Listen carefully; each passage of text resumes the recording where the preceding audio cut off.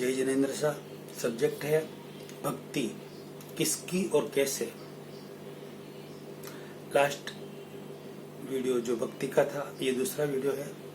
हमारी बात चल रही थी वर्तमान में तीर्थंकर श्री सिमंदर स्वामी अरिहंत भगवान आदि 20 विराजमान पंच महाविद्य क्षेत्र में विराज रहे हैं।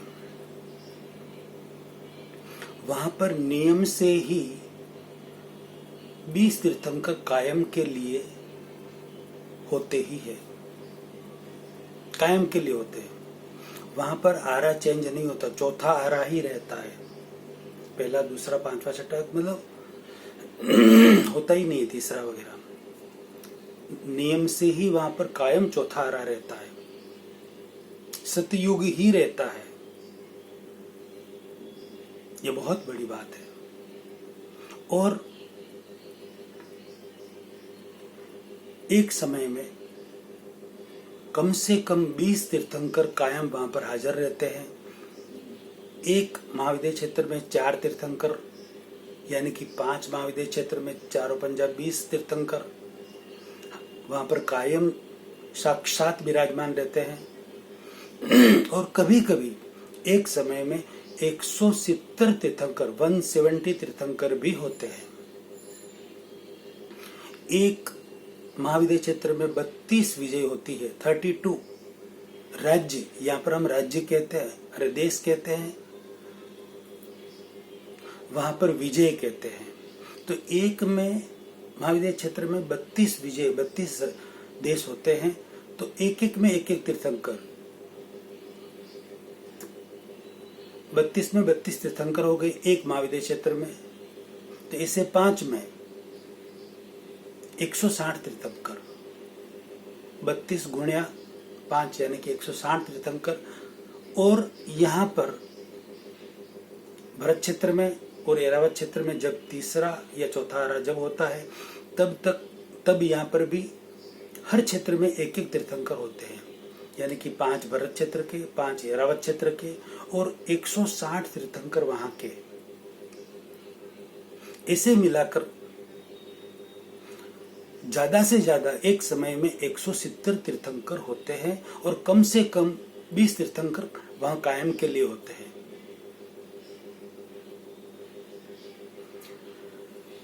सर्वतोभद्र यंत्र बनाया जाता है, उसमें 170 तीर्थंकरों की स्थापना होती है, ऐसा सुनने में आया है।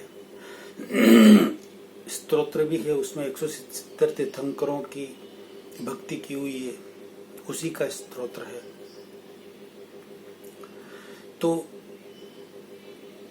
यदि हम तीर्थंकरों की भक्ति करें, अरिहंतों की, जो वर्तमान अरिहंत है, अभी नमो अरिहंताणं जो बोल रहे हैं हम, वह किसको पहुंच रहा है?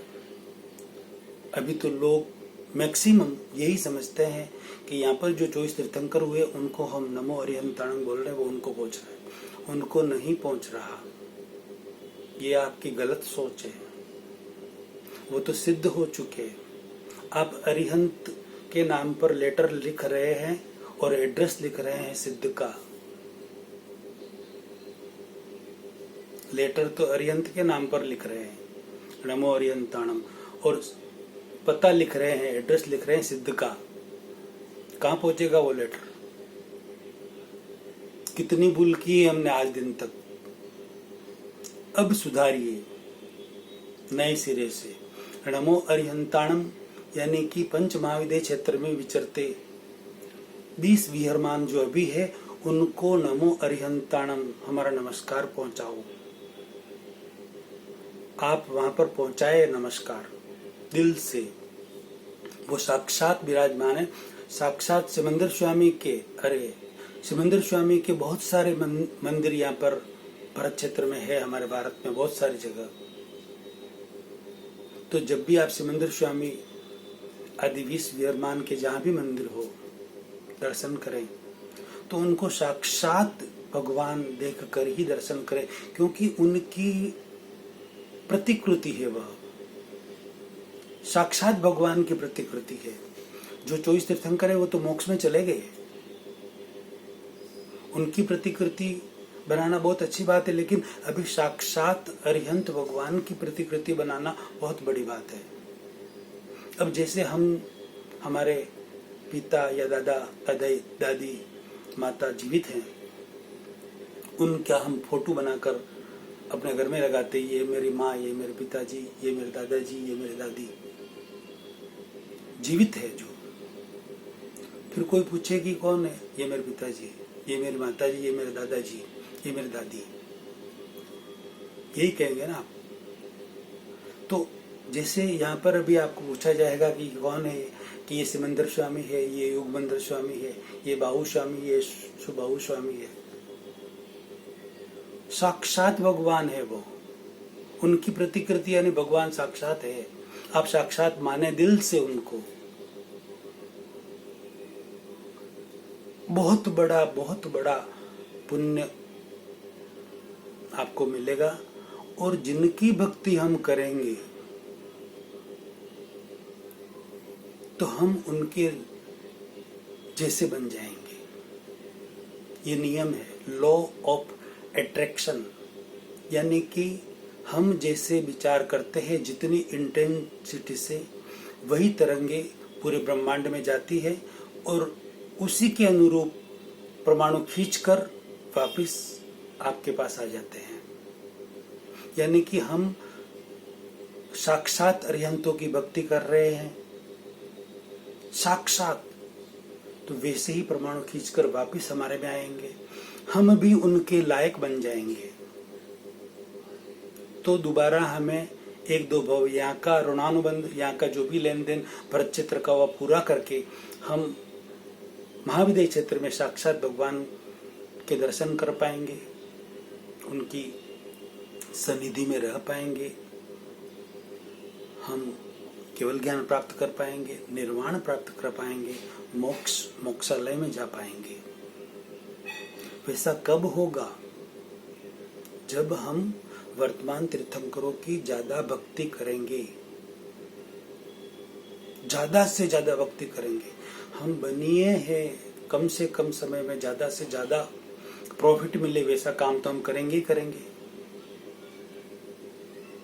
उतने जैसे किसी की भी हम देवी देवताओं की भक्ति कर रहे हैं या आचार्यों की भक्ति कर रहे हैं, उतने ही समय में यदि हम तीर्थंकरों की भक्ति करें तो उससे 1 करोड़ गुना ज्यादा, 20 करोड़ गुना ज्यादा फायदा हमें हो रहा है। तो हम उनकी भक्ति क्यों नहीं करें? वो खुद भी, सब सारे देवी देवता, सारे आचार्य जो भी है और जो हो गए हैं, वो सब उन्हीं की भक्ति कर रहे हैं, अरिहंतों की भक्ति कर रहे हैं। वो देवी देवता तो अच्छी तरह से कर रहे हैं, उनको तो अवधि ज्ञान है, तो वो तो अच्छी तरह से और अच्छी तरह से कर रहे हैं।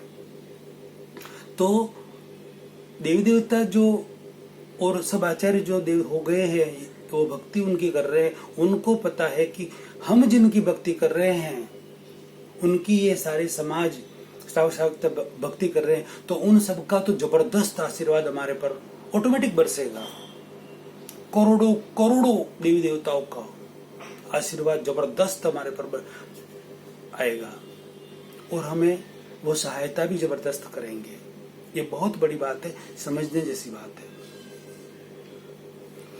इसलिए हमें वर्तमान तीर्थंकरों की जबरदस्त भक्ति करनी चाहिए। ये हमारे सारे संप्रदायों में ये प्रथा चालू हो जाए कि हमें वर्तमान तीर्थंकर की, जो 24 तीर्थंकर अभी हमारे हो गए हैं ना, उनकी भक्ति भी हो, उससे 10 गुनी ज्यादा भक्ति वर्तमान तीर्थंकर की हो। ऐसा भगवान महावीर स्वामी कहा कर गए, फरमा कर गए कि मैं तो जा रहा हूँ, पीछे तीर्थंकर सिमंदर स्वामी आदि 20 वियरमान है, उनकी भक्ति करना, ऐसा भगवान फरमा कर गए। तो हम क्या कर रहे हैं अभी? हम यदि उनकी भक्ति करेंगे तो वहां पर पहुंच जाएंगे और वहां से हम मोक्ष जा सकते हैं।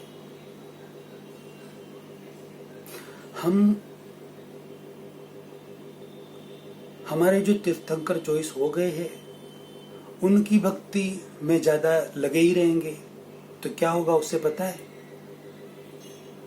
हमें सिर्फ और सिर्फ अच्छा पुण्य मिलेगा, अच्छी गति मिल सकती है, उससे ज्यादा कुछ नहीं हो सकता। जो तीर्थंकर मोक्ष में चले गए, 24 तीर्थंकर, वो हमारा कुछ नहीं कर सकते, कुछ भी नहीं कर सकते, क्योंकि वो मोक्ष में चले गए। अभी हाजिर जो तीर्थंकर है, अरिहंत भगवान है, उनकी यदि भक्ति करें तो हम उनके पास पहुंच जाएंगे। अभी वो 1.25 से 1.5 लाख साल तक महाविद्य क्षेत्र में रहने वाले हैं। हम उधर पहुंच सकते हैं 2 भव, 5 भव, 7 भव में, ये 1 भव में भी पहुंच सकते हैं। हमारे पुरुषार्थ पर डिपेंड है कि हम कितना पुरुषार्थ कर सकते हैं। उनके पास पहुंचने के लिए हमें क्या पुरुषार्थ करना है, ये भी तो समझना पड़ेगा। उनके पास पहुंचने के लिए एक ही पुरुषार्थ करना है, एक तो उनकी भक्ति करनी है और एक महाविद्य क्षेत्र के लायक बनना है। महाविद्य क्षेत्र के लायक कैसे बने, उसका उदाहरण मैं देता हूँ। महाविद्य क्षेत्र के लायक यदि बनना है, भगवान के पास पहुंचना है, तो हमें सुधरना होगा, हमें अपने आप में बदलाव करना होगा। कैसे? जैसे जो हम बोल रहे हैं वो का वो हमारे दिल में हो, और जो दिल में हो वही जबान पर हो। हमारी कथनी और करनी में कोई अंतर न हो, कथनी और करने की हमारी समानता रहे, असमानता न हो। यदि असमानता हुई तो अधोगति का कारण होगा। बोल कुछ और रहे हैं, भाव कुछ और है मन में, और कर कुछ और रहे हैं, तो उसका फल अधोगति, तिर्यंच या नरक। और जो आपके भाव है वही आप बोल रहे हैं और वैसा ही कर रहे हैं, यानी कि कथनी और करने की समानता है, उसका फल ऊर्ध्वगति। मनुष्य गति भी मिल सकती है, देव गति भी मिल सकती है, और जबरदस्त सिमंदर स्वामी आदि विश्वकर्माओं की भक्ति होती है, तो वहां पर आपका जन्म हो सकता है। यहाँ के भरत क्षेत्र के सारे ऋणानुबंध पूरे करके, यहाँ का लेन देन पूरा करके हमें यहाँ से छूटना है। अब छूटेंगे कैसे, कब छूटेंगे? हम इस भव में हमने जितने भी दोष किए हैं, पाप किए हैं इस भव में, उन सब को जब से समझ आए तब से लगाकर अभी तक उन सब दोषों को एक एक को याद कर करके शॉर्ट प्रतिक्रमण के जरिए उन सब को मिटा देना है।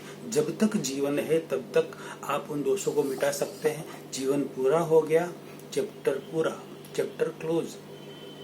अब अगले भव में ही वो खुलेगा और उसे आपको भुगतना पड़ेगा, शुभ या अशुभ जो भी हो। इसलिए जितना भी अशुभ किया है, पाप किया है, धोखाधड़ी की है, झूठ बोले है, चोरी की है, XYZ कुछ भी गलत किया है, दोष किया है, उन सब को याद कर करके शॉर्ट प्रतिक्रमण से उनको आप धो डालिए, नष्ट कर दीजिए, मिटा दीजिए, और कथनी और करने की समानता रखिए। जैसा कहा वैसा का वैसा करिए। तो जैसे उदाहरण, आपने जैसे आज उपवास किया है कि मुझे आज उपवास करना है,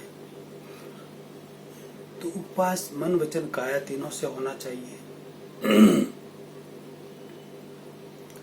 वचन से तो हो गया, शरीर से भी हो रहा है, लेकिन मन में भाव चल रहे हैं कि यार न किया होता, मुझे तो भूख लग रही है, अभी ये जो बन रहा है उसकी सुगंध आ रही है, न किया होता तो मैं ये खाता। थोड़ी देर में पड़ोस में से प्लेट आई रसगुल्ले की, गुलाब जामुन की, तो वो देख के मम्मी ये अंदर रख देना, कल खाऊंगा मैं। ये कथनी और करनी एक नहीं हुई, ये कथनी और करनी अलग हो गई, उसका फल अलग होगा। अगला प्रवचन अगले वीडियो में लेते हैं। जय जिनेंद्र साहब। अनुमोदना का पुण्य कमाए, लाखों करोड़ों व्यक्तियों में शेयर करें और अपनी प्रतिक्रिया जरूर दें।